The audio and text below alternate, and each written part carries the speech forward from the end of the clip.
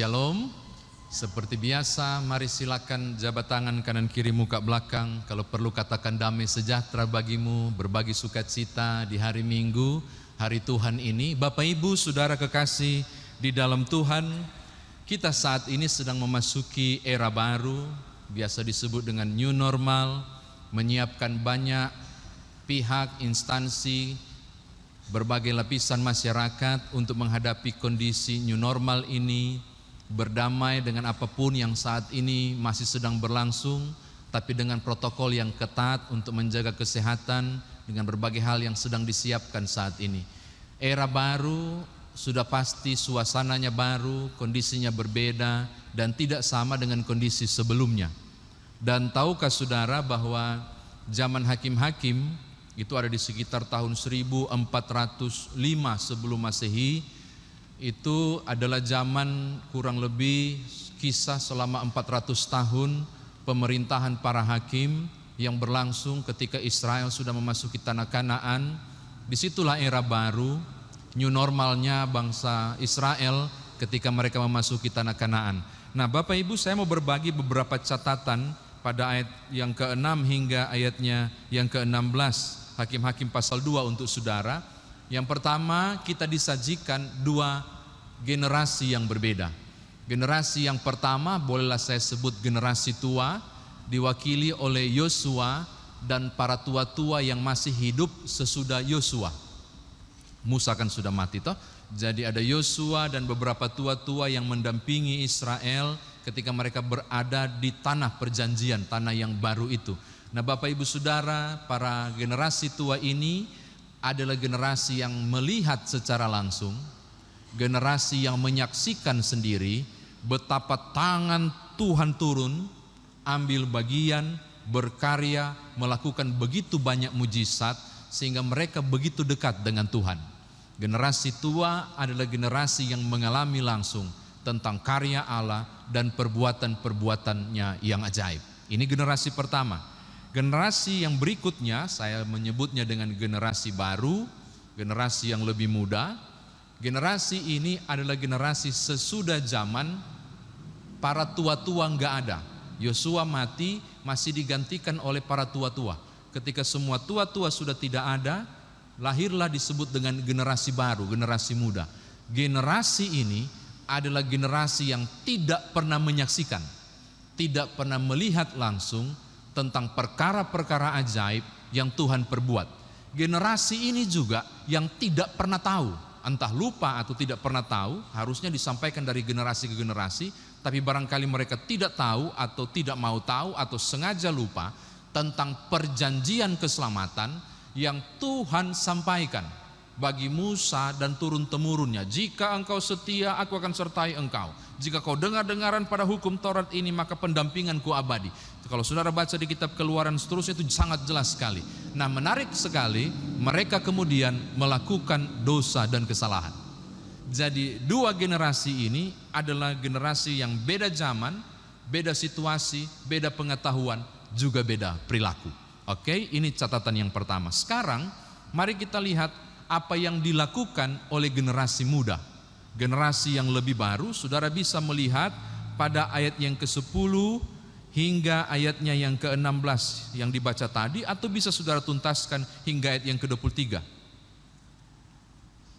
Ternyata Bapak Ibu Saudara, ketidaktahuan mereka, ketidakpengenalan mereka terhadap Allah dan karyanya membuat generasi muda ini jatuh pada penyembahan ilah lain.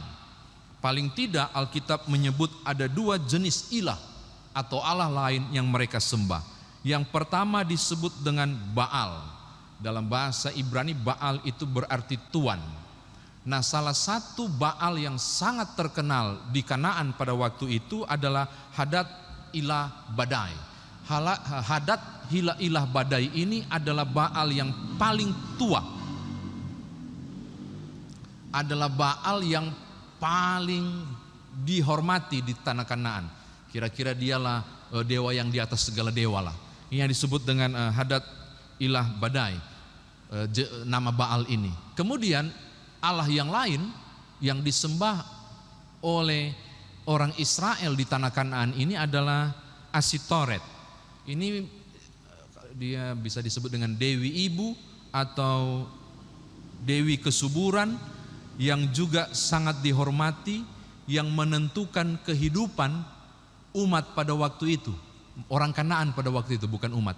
Nah, mereka beralih pada penyembahan terhadap berhala. Saudara lihat, jadi yang dibuat oleh generasi kedua ini, mereka beralih kepercayaan mereka kepada Allah. Sekarang, catatan ketiga. Apa efeknya? Apa yang terjadi? Apa reaksi Tuhan? Apa yang dialami Israel pada waktu itu ketika mereka bersinah secara rohani, yaitu meninggalkan Tuhan Allah mereka dan beribadah kepada Asitoret dan Baal itu. Menurut bacaan kita, menyedihkan kalimat yang digunakan. Saya periksa di teks asli, terjemahannya sama persis di ayat yang ke-12. Sehingga mereka menyakiti hati Tuhan. Wow, saudara bisa bayangkan, hati Tuhan tersakiti. Saudara bisa harusnya membayangkan apa yang mereka perbuat ketika Allah mereka hianati sendiri. Dan efeknya ada di ayat 14 sampai 15. Kalau saudara baca ayat 14 dan ayat 15, saya cuma mau kasih satu kalimat saja. Apa yang terjadi dengan Israel? Tuhan melawan Israel. Saya ulangi, apa yang terjadi pada Israel? Tuhan berperang melawan Israel. Kalau waktu mereka memasuki Kanaan, Tuhan berperang untuk Israel, maka sekarang yang terjadi, Tuhan berperang melawan Israel.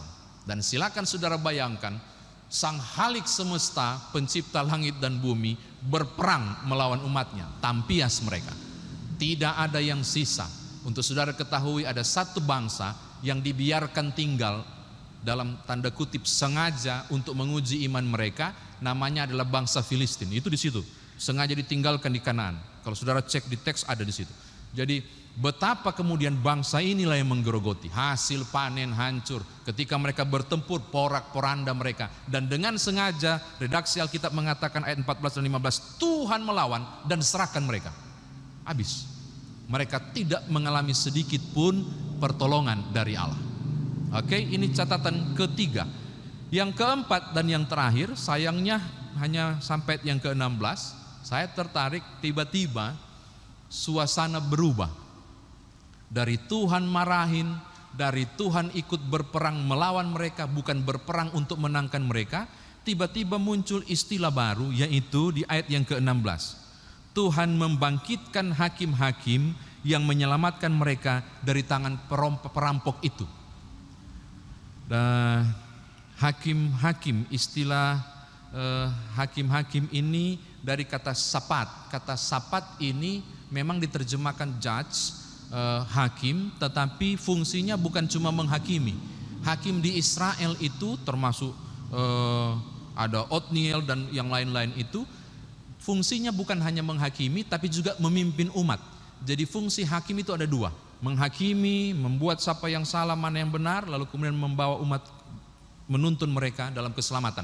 Yang saya mau katakan, di balik murkanya Tuhan, coba lihat, Tuhan yang mereka sakiti ini, di balik murkanya Tuhan yang mereka sakiti itu, Tuhan jualah yang tolong mereka melalui menghadirkan para hakim-hakim itu. Saya kira demikian firman Tuhan ditafsirkan untuk saudara. Nah, sekarang bagaimana kita membawa dalam kehidupan beriman kita? Yang pertama, Bapak Ibu, perhatikanlah baik-baik bahwa kejatuhan Israel menurut teks Alkitab yang saudara baca, salah satu alasannya adalah karena mereka tidak melihat, tidak menyaksikan sendiri perbuatan-perbuatan Tuhan yang ajaib. Saya kok jadi bertanya-tanya, apakah benar ini alasan utama? Atau paling tidak penulis kitab Hakim-Hakim menampilkan kondisi real di situ. Tapi saya rasa selain alasan itu ada satu yang enggak terjadi, yaitu ketidaktaatan. Waktu Taurat diberikan di Gunung Sinai, perintahnya sangat jelas. Ikatkan itu di kepala, ikatkan juga di tiang dan di tanganmu. Seakan mau bilang bahwa seluruh hukum dan aturan itu jangan sampai lepas. Jadi saya sangat yakin sebenarnya dari generasi ke generasi informasi ini tidak putus tentang siapa Tuhan. Cuma persoalannya itu, mereka tidak lihat secara visual, mereka tidak saksikan. Saya mau katakan, mereka tidak mengalami Tuhan. Ulangi, mereka tidak mengalami Tuhan. Itu soalnya. Kalau soal tahu tentang perbuatan Tuhan yang ajaib, ya mereka tahu. Karena nenek moyangnya pasti cerita, dan harus cerita karena aturannya begitu. Lalu kenapa redaksi Alkitab bilang mereka tidak menyaksikan perbuatan Allah yang ajaib? Betul, mereka tidak lihat dengan mata. Tapi paling tidak mereka tahu tentang kisah itu. Lalu apa persoalannya? Mereka tidak mengalami Allah. Mengalami Allah berarti mereka tidak bergaul akrab dengan Tuhan. Mereka tidak benar-benar hidup dalam ketaatan. Mereka sungguh-sungguh tidak mengalami Allah. Maka saya mau katakan hal yang pertama. Kejatuhan seseorang, kelompok orang, termasuk bangsa Israel, sebab utamanya adalah mereka tidak punya pengalaman iman bersama Allah. Oh Bapak Ibu, ini hal penting untuk disampaikan kepada saudara. Berhati-hatilah bahwa ternyata pengenalan Allah kepada Allah, pengenalan terhadap Allah sangat penting untuk menjadi rambu cukup kuat menggiring orang jangan jatuh ke dalam dosa. Maka apa yang harus dilakukan? Saya kira saudara dan saya yang mengalami Allah, Bapak Ibu dan saya yang merasakan kehadiran Tuhan, saudara yang mengecap kemurahan dan kebaikan, jangan pernah lelah untuk tuturkan itu, kisahkan itu, ajarkan itu siang dan malam kepada generasi yang baru. Supaya andai kata mereka tidak mengalami langsung Tuhan, mereka bisa mengalami Allah melalui kesaksian saudara. Saya mengatakan ini karena betapa penting ternyata bersaksi dan menceritakan dari generasi ke generasi. Kalau tidak akan putus pemahaman pengenalan akan Allah. Yang kedua adalah sangat penting bagi tiap orang percaya untuk sungguh-sungguh mengalami langsung Tuhan. Engkau bisa mengalami Allah melalui ciptaannya.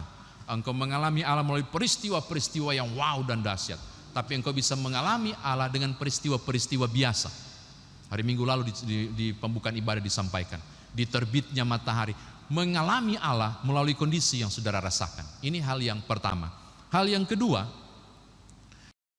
saya teringat Yesaya 59 ayat 1 dan 2. Itu firman Tuhan bilang begini, tangan Tuhan tidak kurang panjang untuk menyelamatkan, telinga Tuhan tidak kurang tajam untuk mendengar. Tetapi yang menjadi pemisah antara engkau dan Allahmu adalah kesalahan dan dosamu. Itu Yesaya 59 bilang. Maka saya mau katakan hal yang sama merujuk di hakim-hakim ini. Mengapa Tuhan bukan berperang untuk mereka, tapi justru Tuhan melawan mereka?